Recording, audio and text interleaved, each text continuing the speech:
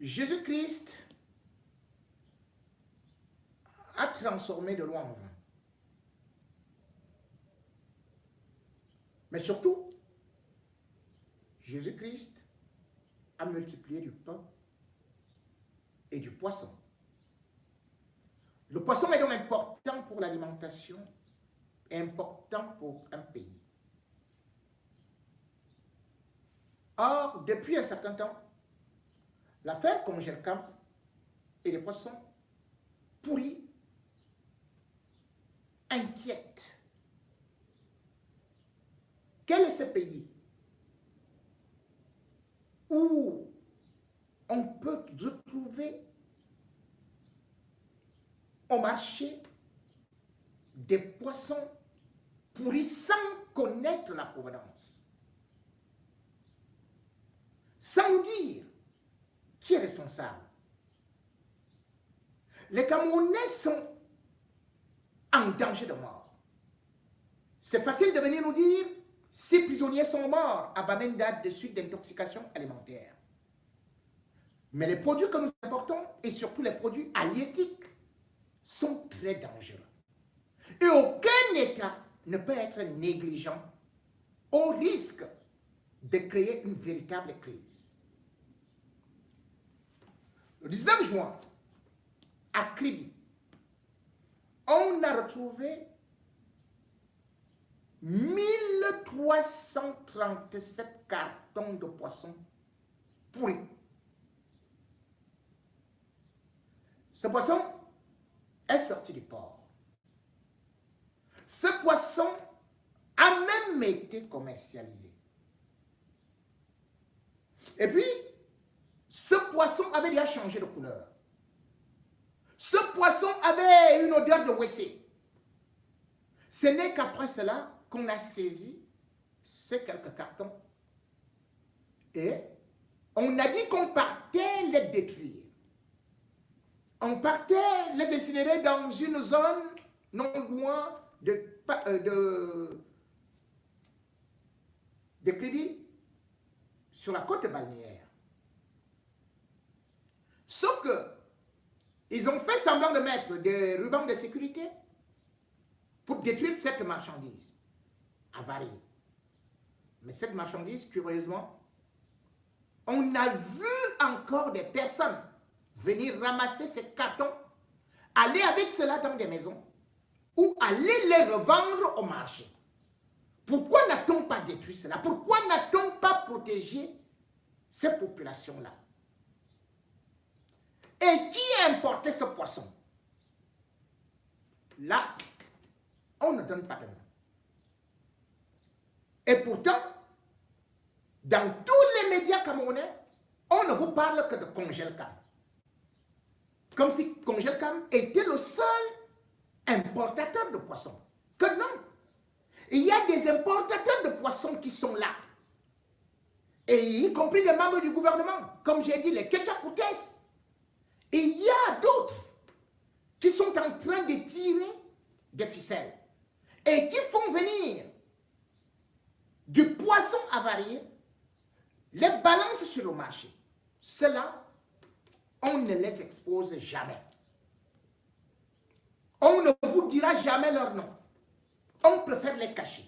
Pourquoi? Parce que c'est cela qu'on va vous présenter demain ou après-demain comme étant des grands importateurs. Et bien évidemment, ils vont vous demander de payer au prix fort. Au prix fort, pourquoi? Parce que j'ai eu à parler déjà de ce dossier. Et j'y reviens parce que je croyais que ça allait trouver une solution. Je veux donc d'abord dire que ce n'était pas Congelcam avec ce poisson, mais que les autorités camerounaises refusent de nous donner les identités de ces importateurs qui vendent du poisson avarié. Pourquoi elles refusent? C'est la question qu'il faudrait poser au ministre de l'élevage, des pêches et des industries animales. Quel est son rôle? Quel est son nom? Si je vous le demande, vous ne le saurez même pas. Et pourtant, il est dans le gouvernement depuis 2011. Et il est vétérinaire. Il s'appelle Taïga. Il n'a pas de nom. Il n'a pas de prénom. On l'appelle seulement Taïga. Taïga, je voudrais bien savoir à quoi jouent ces ministres en ce moment. Parce que ce qui se passe au niveau du port de Douala, et particulièrement de la régie du terminal à conteneurs, la RTC, entre Congelcam et cette histoire de poissons devrait inquiéter. Et il y a eu une réunion, pratiquement le 7 juin, pour déterminer les causes des conteneurs de Congelcam qui se sont retrouvés pourris au port. Il y avait donc le ministre du Commerce, il y avait les différentes parties. Et puis une commission mixte a été créée pour aller inspecter le poisson de Congelcam au niveau du terminal, de la régie du terminal à conteneurs. Les résultats sont effroyables. Et je me demande, où va-t-on?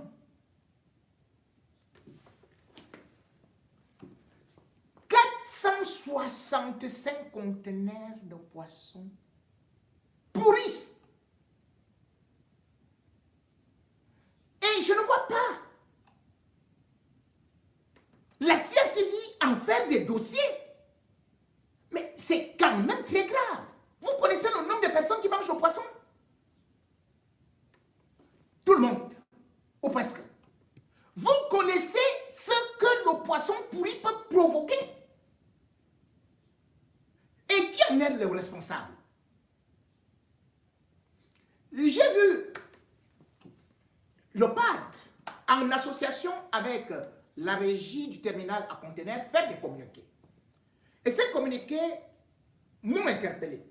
Pourquoi? Parce que le PAD qui ne communique pas souvent, ou alors la RTC qu'on découvre aujourd'hui, a dit tout simplement que les conteneurs pourris de Congelcam, qui se chiffrent quand même les pertes à 25 milliards, que ce n'est pas eux. Ce n'est pas eux, pourquoi? Parce que Congelcam, Gouchigue, Sylvestre, Auray, pas Corée, a importé une marchandise qui est venue bloquer le port. Et ils ont renvoyé d'autres clients, d'autres navires qui ne pouvaient plus venir parce que le port était saturé de conteneurs. Et puis ils ont évoqué le fait que Congelcam n'a pas pris au sérieux le temps qui lui est imparti pour enlever les conteneurs du port. Ils ont dit que c'était 15 jours. Il avait 15 jours pour enlever ces conteneurs-là. Et le conteneur n'ayant pas été enlevé, bon, voilà, il est fautif parce qu'il a importé une quantité de poissons qui ne méritait pas d'être importé. Et ils ont pour cela évoqué l'article 40. L'article 43 aussi du décret du 26 septembre 1985 qui organisait à peu près les importations des produits halieutiques et particulièrement au niveau aussi du terminal du port de Douala qui à l'époque était le DIT. Mais après avoir lu ces explications-là, j'ai été quand même inquiet. Inquiet parce que les autorités camerounaises, ou plutôt la régie du terminal à conteneur. C'est pour l'État. Justifie que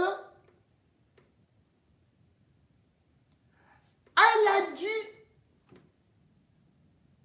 acheter d'autres prises pour qu'on branche les congélateurs ou alors les conteneurs du frigorifique.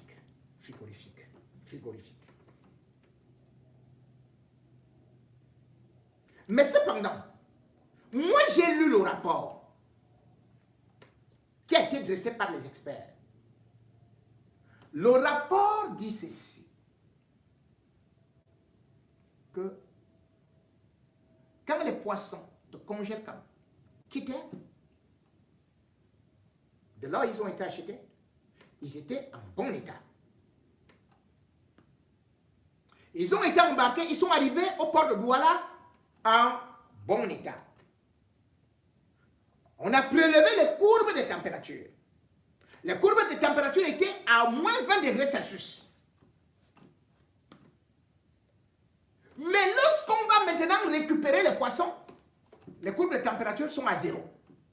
Le pire, c'est que certains congélateurs, non seulement, enfin, pas congélateurs, certains conteneurs, non seulement sont avariés, mais les poissons avaient déjà même séché. C'est-à-dire que les poissons sont arrivés au port. Et les gars du port, ou bien de la régie du terminal à conteneurs, au lieu de brancher, d'alimenter ces conteneurs, ils ont débranché.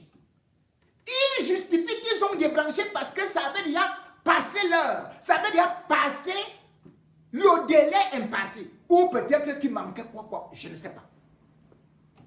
C'est là où je me dis, mais attendez. Lorsque vous ne pouvez pas accueillir une marchandise, admettons par exemple que je suis dans cette maison. Vous venez avec vos sacs. Je prends un régime de plancton. Je prends le deuxième régime plancton. Je prends ceci et cela. Je prends le cabri. Je prends ceci, je prends cela. Mais à une certaine période, si je n'ai pas de place, je vais vous dire que je ne peux pas prendre. La loi l'autorise. Il n'avait qu'à renvoyer les navires. Ce n'est pas que Congèlement a payé la douane, a payé le transport. Et on me dit, surtout le poisson que nous devons consommer. Parce que c'est l'État qui d'ailleurs fait qu'on consomme le poisson importé. Je vais y revenir. Et on vient me dire, donc, et quelqu'un vient vous dire, par exemple, j'ai pris tout ce que vous entendez là. C'est vous qui êtes venu me confier ça. La banane là, au lieu de mettre dans mon frigo, je jette dans la poubelle. Les habits, au lieu de les conserver, allez, je mets ça dehors. Mon chien va faire pipi dessus. Quand vous revenez pour me demander votre plancton, vos effets, je vous dis que vraiment, vous m'avez donné des choses alors que vous saviez qu'il n'y a pas de place. Voilà ça. Moi, je ne suis pas responsable. Hein. Le chien a fait pipi sur vos choses là. Moi, je ne suis pas responsable. C'est ton affaire, c'est entre le chien et tes affaires. Moi, je ne suis responsable de rien. Vous vous rendez compte? Je dis, et alors, le congélateur là, oh, mon congélateur, lui peut tomber en panne. Oh, je ne suis responsable de rien, même si tu m'as payé. Je ne suis responsable de rien. Et ils évoquent ces articles-là, qui disent que, oui, lors de la réunion, parce qu'ils avaient déjà eu un problème avec congélateur, comme en 2015, et particulièrement, et plus précisément, au mois de mai, le 23 mai, eh bien, ils avaient déjà eu un tel problème. Et ils disent que, lors de cette réunion, il avait été convenu au point 2 que la marchandise devait être immédiatement enlevée lorsqu'elle arrive au port. Facile à dire. Vous tous connaissez ce qu'il y a comme perspective là-bas. Mais sauf que la loi n'a jamais dit justement que on fasse pourrir la marchandise, qu'on fasse pourrir du poisson qui est destiné à la consommation des populations. Et vous dites à cette personne de venir récupérer les conteneurs pourris pour aller avec ça au marché. Alors qu'à partir de cet instant, les autorités camerounaises ont obligation de saisir ces conteneurs et de les détruire. Qu'est-ce qu'on voulait donc faire à Congelcam? Cela veut dire tout simplement qu'on voulait que Congelcam récupère les conteneurs pourris pour ensuite envoyer les services d'hygiène. Quand on évoque le fait qu'on ne respecte pas ceci, cela, les délais d'enlèvement, mais en même temps, il y a la loi qui doit dire ça. Moi, je me souviens, je voulais aller enlever mon véhicule à Douala.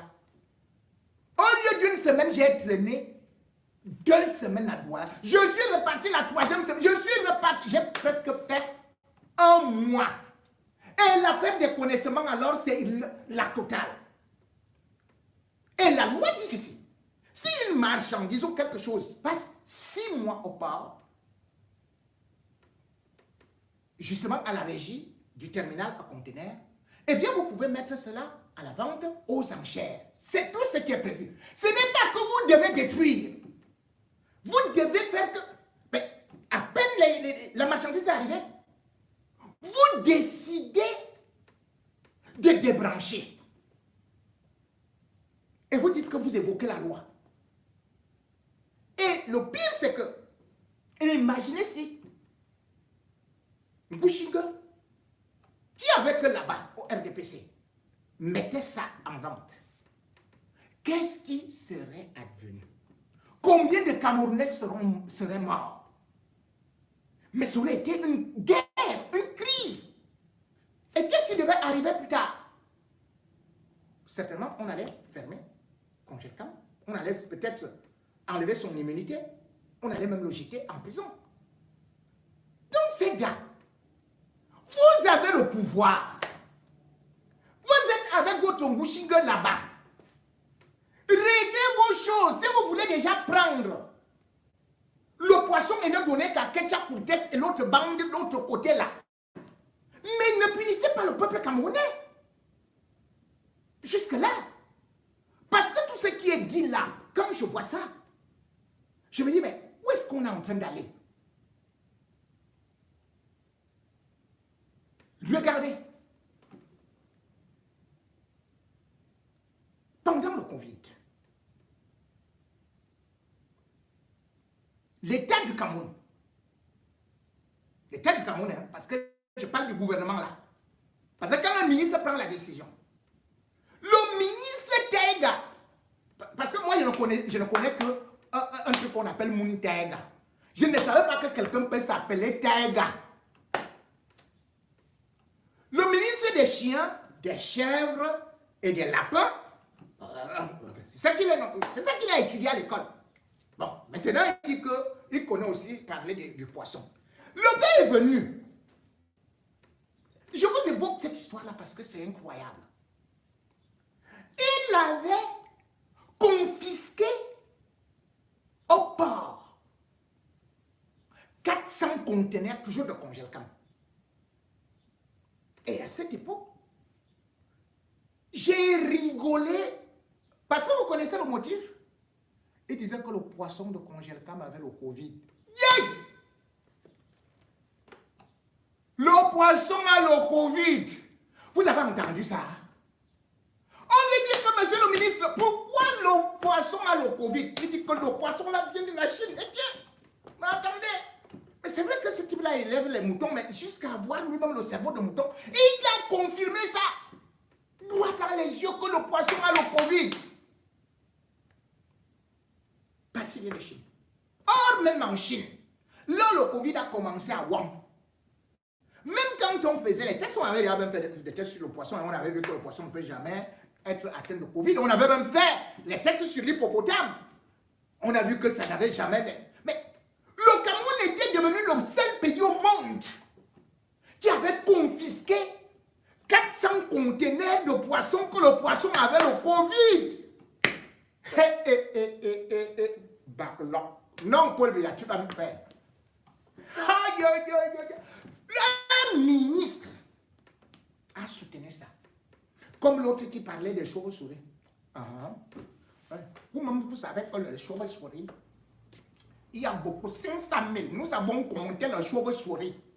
Il y a plusieurs types de chauves-souris. Les chauves-souris. Et Taiga là, mon Taiga, il est aussi docteur, hein, comme docteur chauve-souris là.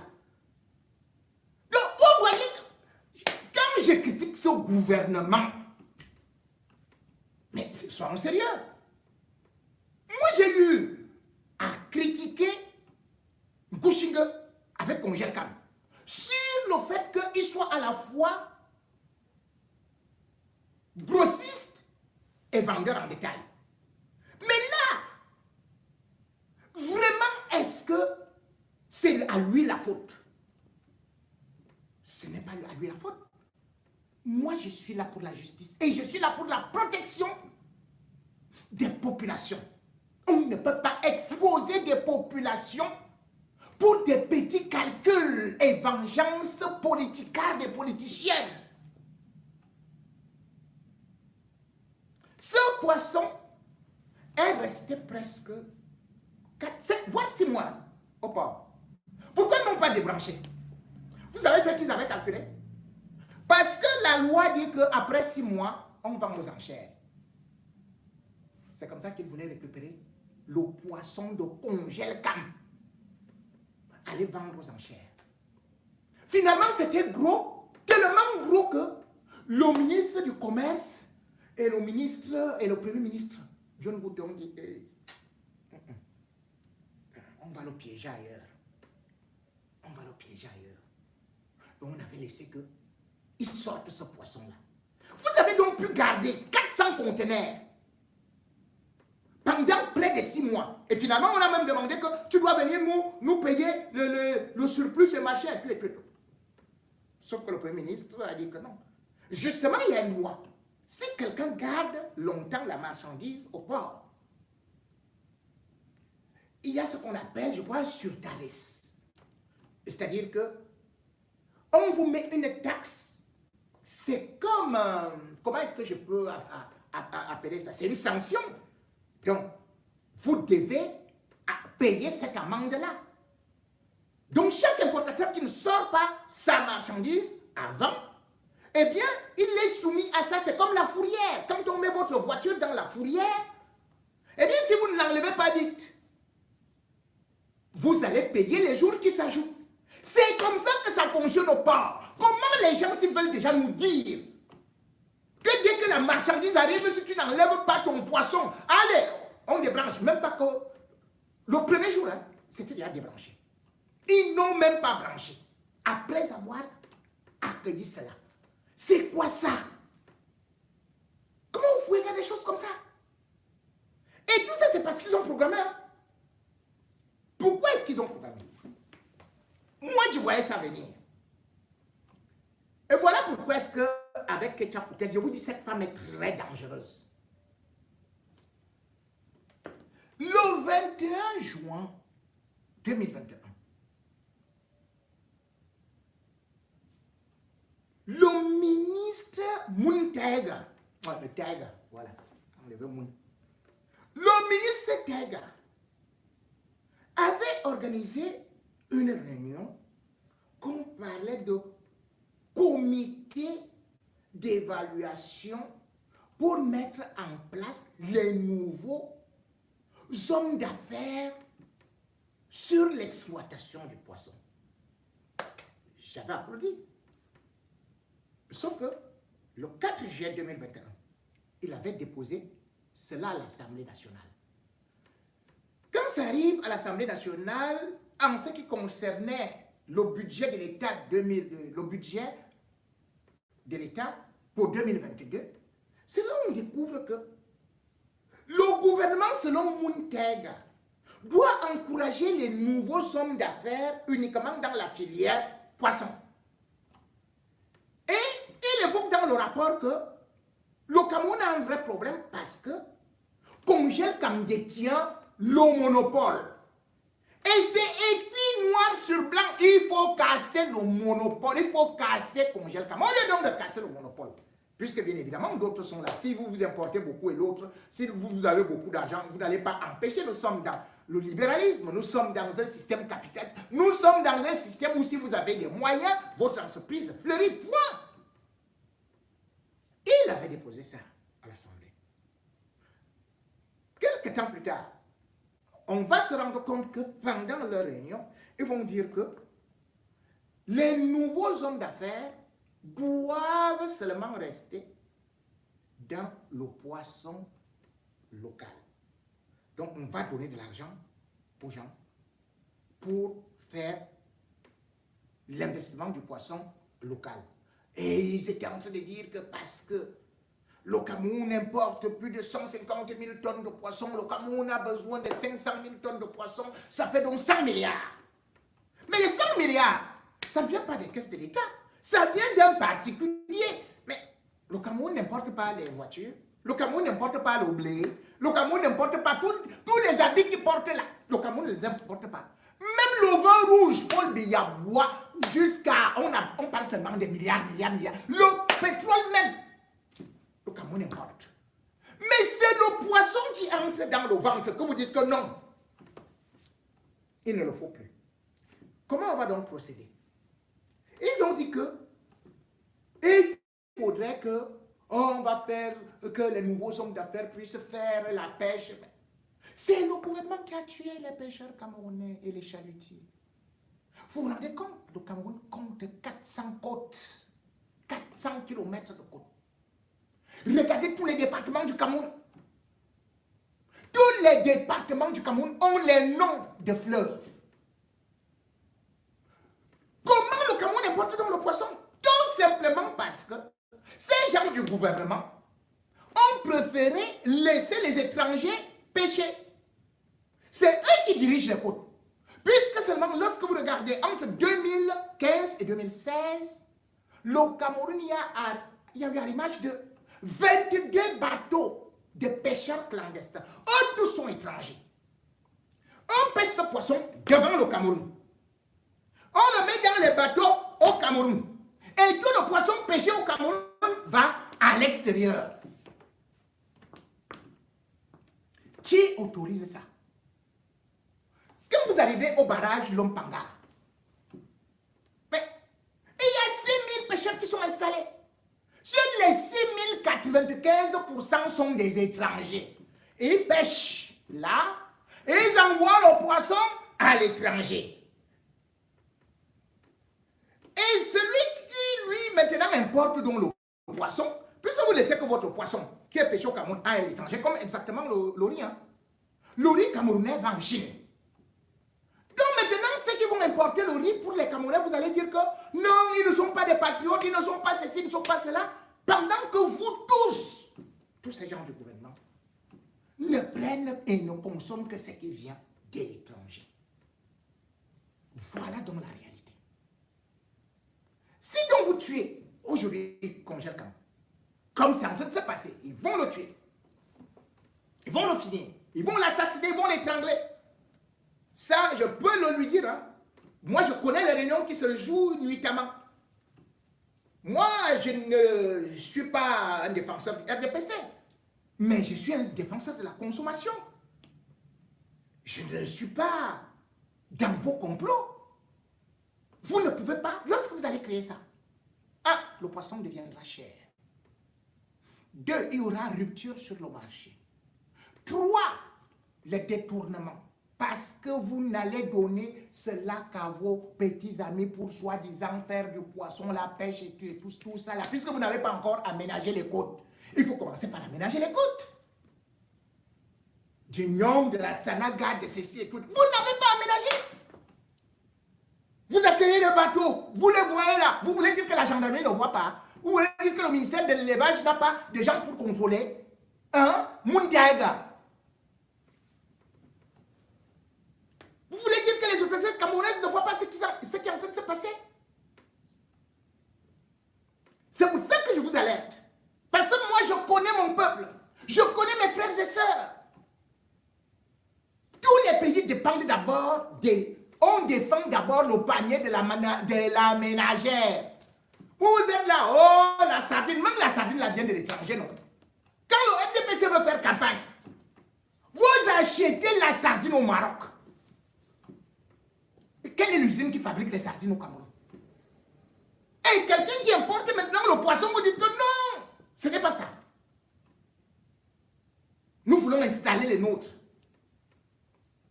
Nous prenons ses frères, nous les dressons contre lui. Et d'ailleurs, il y a un là, j'ai rigolé.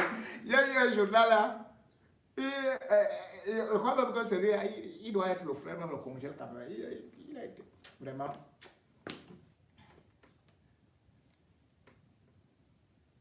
Ce que je fais, c'est juste parce que je vous dis, ventre affamé n'a point d'oreille. Il y a eu les émeutes de la faim en 2008. Et si le poisson augmente alors que la vie devient de plus en plus chère, si le poisson manque au marché, croyez-moi, ces gens qui sont en train de calculer une révolte là, de la même façon qu'ils ont programmé l'assassinat de Martinez Zogo, ils ont programmé l'assassinat politique et surtout économique de Congel Cameroun. L'État devrait déjà mettre ces bandits-là en prison. Parce que c'est un crime économique. Combien d'emplois seront perdus? Quelles sont les conséquences? Et surtout sur le plan de l'hygiène. Lorsqu'on voit qu'ils importent du faux poisson pourri, qu'ils font passer sur le marché et combattre le poisson de congèle comme de l'autre côté qui quand même a un bon circuit. On sait que voilà un dépôt et on sait très bien qu'il y a des générateurs. Ailleurs, il n'y a pas de générateur. On dégivre, on le met dans la glace, on refait ceci. Mais bon. Poisson, poison, c'est malheureusement ça que vous risquerez de trouver prochainement dans les plats, dans vos maisons, et qui vous amèneront dans le royaume des ténèbres.